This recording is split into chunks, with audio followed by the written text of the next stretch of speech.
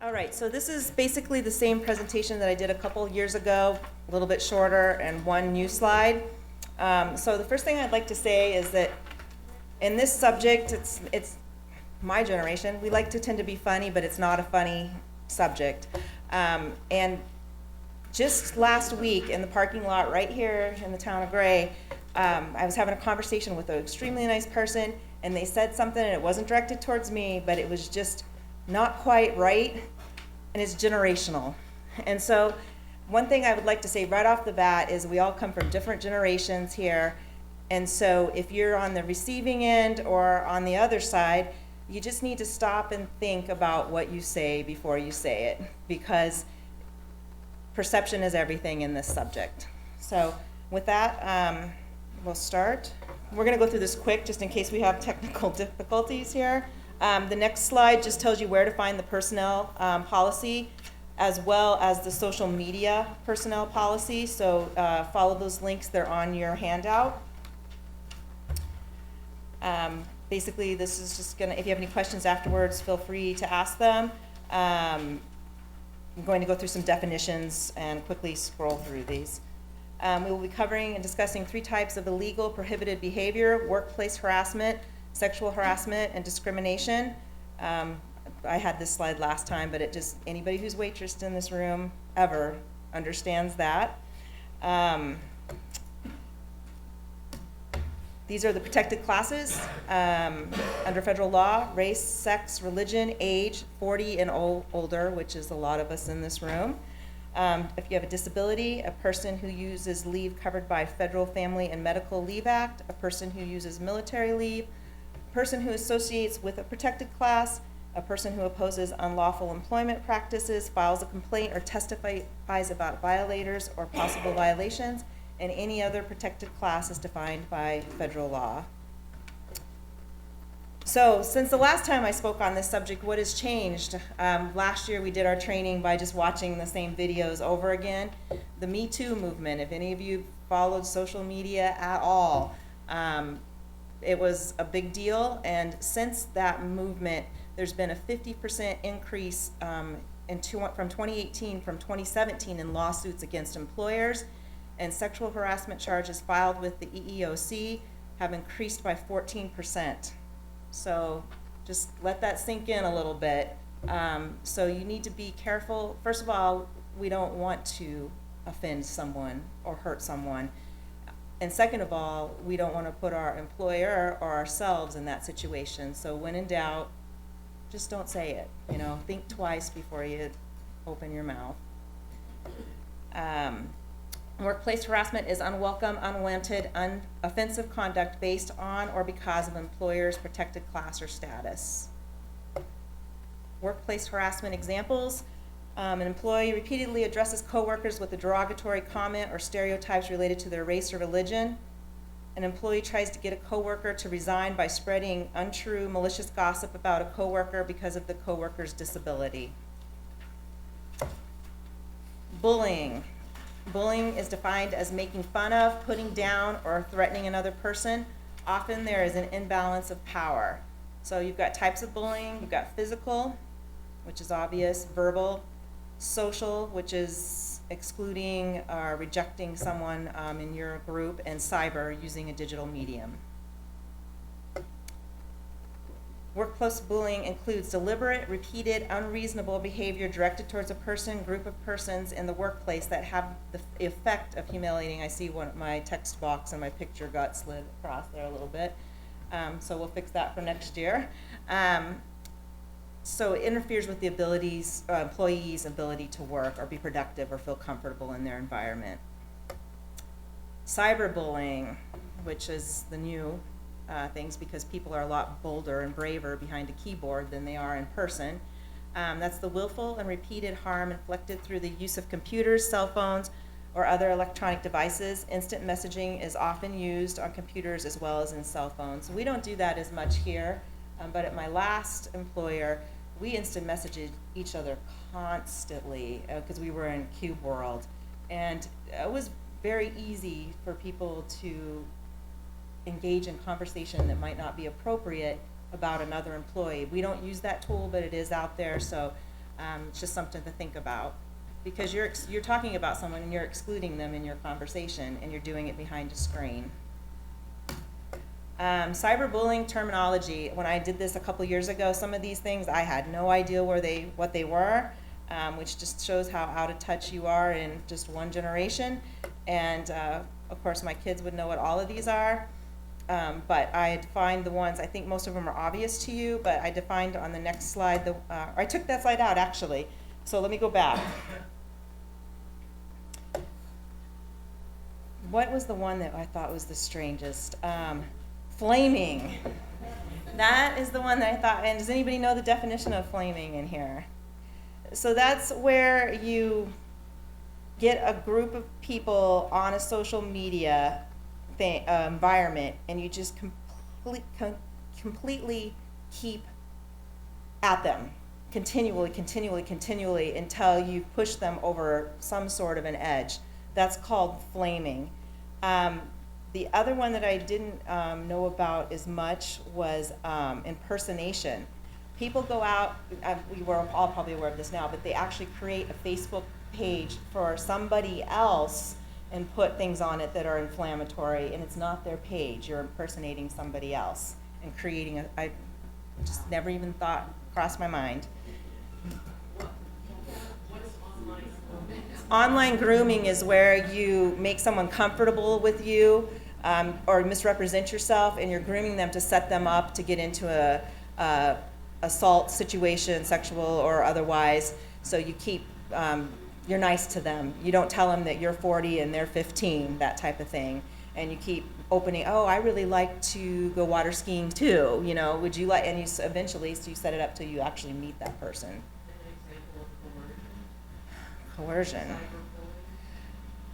Coercion would be when you pressure someone into doing something that they don't want to do. For example, you'd be really good if you came to this outing, it'll help you move up in your position at your work, you know, that type of thing, where you're suggesting or coercing someone to do something that they wouldn't necessarily normally do. A 20-year-old employee wouldn't necessarily go out for Friday night beverages with me. You know what I'm saying? So that's when you're coercing someone to do something they wouldn't normally do. Okay, sexual harassment is unwelcome, unwanted, offensive sexual advances. Sure. Sure. Did I have this one? Oh, stalking and cyberstalking. I'm sorry. Stalking can be defined as unwanted, persistent harassment towards a specific person that causes fear, distress, or concern or safety. Stalking occurs when you are being followed or watched physically by mail or electronically. So these are the acquaintances, post-intimate or unknown. I can tell you my girls are grown now. One of them's married. One of them lives in Vietnam. They're big kids now, but I can tell you there was one boyfriend that texted my daughter continually. And I finally just had to say, no, stop it. You know, I'm taking the phone away, or this has got to stop. Or I'm calling his parents to tell him what he's doing. It wasn't really a boyfriend either. It was kind of a weird situation. I also, back in the day before, my kids are a little younger, before that, had someone driving around our block 20 times a day in the red car. So that's stalking when it gets out of hand, and those are the types of things, and it's kind of one of those things too where if you see something you need to report it. It's kind of like when Josh's color isn't good and you think something's going on. It's the same deal with this. If you think something inappropriate's going on, you need to address it and nip it in the bud before it gets out of hand. And we all think certain things are funny, and some of us have thicker skins than other, and we all have a different level of what we think is appropriate. So when in doubt, just don't. That was a great yawn back there. Sexual harassment is unwelcome, unwanted, or offensive sexual advances, requests for sexual favors, and other verbal or physical conduct of a sexual nature. Sexual harassment can take many forms. Most sexual harassment falls into 3 categories: verbal, physical, written, or visual. And this picture is to illustrate that it can be two-sided. It's not one-sided. It's not always female being the victim. And in fact, my last year's on a program that documented this kind of kept records for this type of abuse, they found that the rates are a lot closer than you think. It's just that males tended not to report for a long time. So quid pro quo, submission to the conduct is made either implicitly or implicitly, and I think there's no, there's not a spelling, I just can't see. A term or condition of the individual's employment, or is used as the basis for any employment decision, granting leave requests, promotion, favorable performance appraisal, etc., or hostile environment. The conduct is unwelcome, unwanted, or offensive, and has the purpose or effect of unreasonably interfering with the individual's work performance or creating an intimidating, hostile, or offensive work environment. Examples: a supervisor telling a subordinate employee that if she accompanies the supervisor for a weekend getaway. These seem obvious to you, I know, but these are ones that were provided for examples in the training that they do at the federal level. So if someone might be able to arrange some paid time off for the employee or look into a promotion for the employee. A person in authority is threatening to discredit a subordinate employee if they won't attend a party with them. I think it tends to be more subtle, like the second one, you know, than as forward as the first, but you never know. Discrimination, a supervisor or person in authority making employment decisions related to hiring, firing, transferring, promoting, demoting, benefits, compensation, and other terms and conditions of employment because of an employee's protected class. Examples of discrimination include a supervisor refusing to hire a well-qualified candidate because she is pregnant. Upon discovering an employee's age, a supervisor removes a well-qualified 45-year-old application from a pool of a potential candidate for promotion.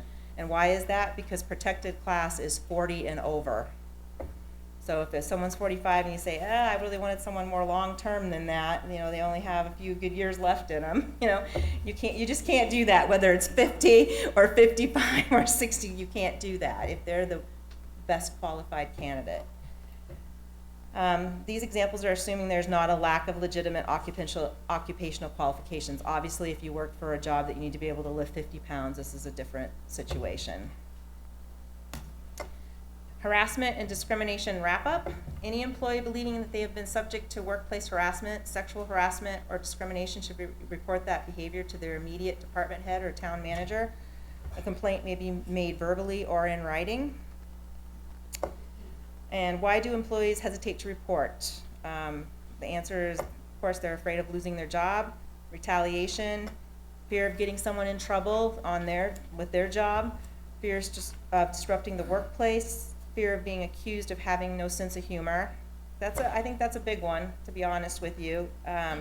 Fear of being embarrassed because you're embarrassed of the situation yourself.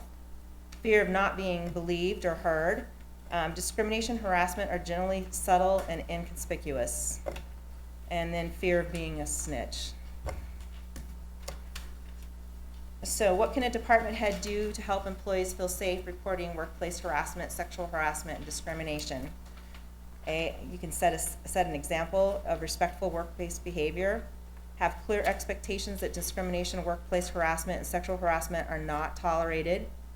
Have a clear mechanism for reporting, including the ability to report to a member of the management team should the supervisor department head be the accused. Take immediate steps to stop inappropriate behavior or conduct as it occurs or it is reported. Guard against retaliation. Handle investigations as discreetly and confidentially as possible. And be sensitive to the feelings of all involved. It is not easy for the complainant or the accused or anyone participating in the investigation. What can you do to prevent discrimination? Respect employee differences in the workplace. Be professional in conduct and speech. Refuse to initiate, participate, condone discrimination or harassment. Avoid race-based or culturally offensive humor or pranks. When in doubt, leave it outside the workplace or don't do it at all. Familiarize yourself with the Town of Gray workplace policies and act responsibly. Be proactive. Report incidents of inappropriate, discriminatory, harassing, or abusive behavior to department head or town manager. If you experience or witness discrimination or harassment, contact your supervisor, department head. If your supervisor is the one discriminating or harassing you, report it to the manager. And then a wrap up is just, you know, just don't go too far. And if you have gone too far, apologize, learn from your mistake, and don't do it again. And in the end, the whole goal is so that we can have a comfortable work environment that's free from these types of harassment. And that is all.